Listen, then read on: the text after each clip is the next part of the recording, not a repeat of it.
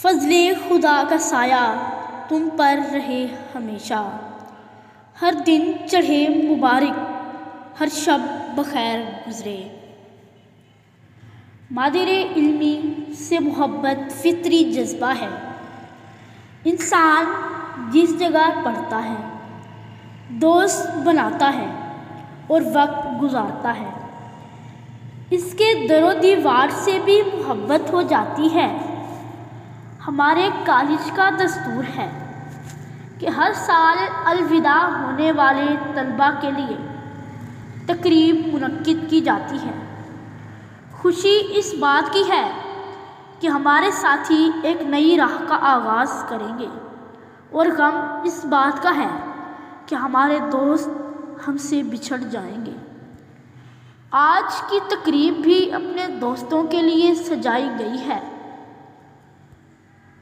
تلاوت کے بعد بارگاہ خداوندی میں حمدیہ کلام پیش کریں گے محمد طلال۔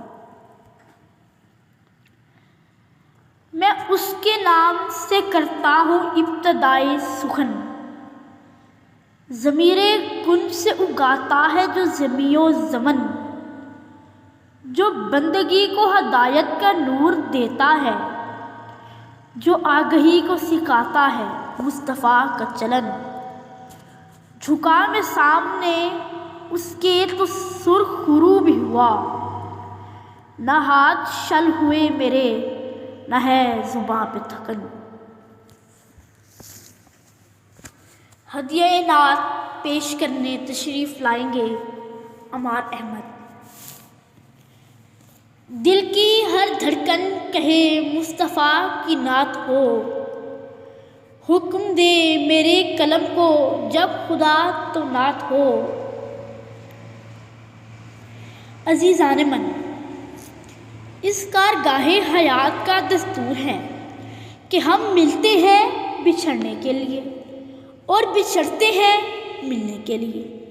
جس طرح پھول کھلتے ہیں بکھرنے کے لیے اور انسان دنیا میں آتے ہیں جانے کے لیے، پیچھے فقط یادیں رہ جاتی ہیں۔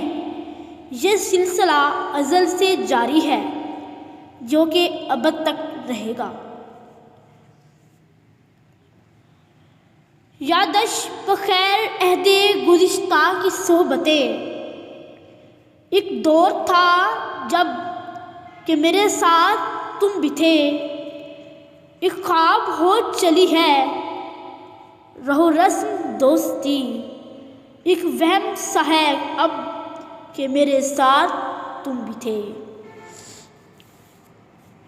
دنیا کا یہ دستور بھی عجیب ہے کہ وہ دوست، وہ ساتھی اور وہ غم سار جن کی خوشیوں اور غموں میں انسان ساجھی ہوتا ہے، اچانک بچھڑ جاتا ہے، انہیں اپنے ہاتھوں سے رخصت کرتا ہے اور الوداع کہتا ہے۔ دعا کے لہجے میں یوں کہتے ہیں الوداع کہ چاند تارے پھول ہوں رستہ تیرا۔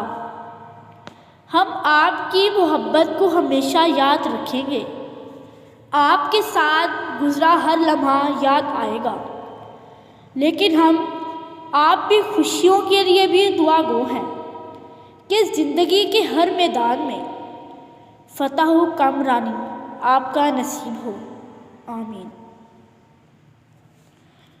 پھول تم پر فرشتے نچھاور کریں اور کشادہ ترقی کی راہیں کریں، اور کشادہ ترقی کی راہیں کریں، آمین۔